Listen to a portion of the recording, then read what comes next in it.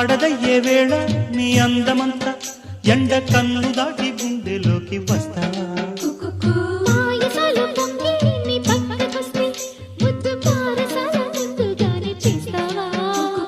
నన్నయ్య భట్టుకు నవలలు నచ్చే వేళ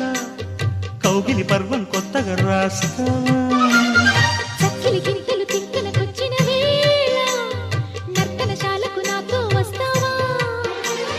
నా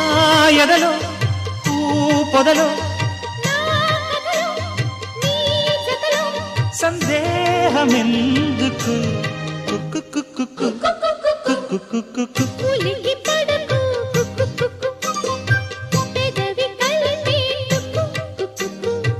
కలలు కనకు కథలు నడిపేందుకు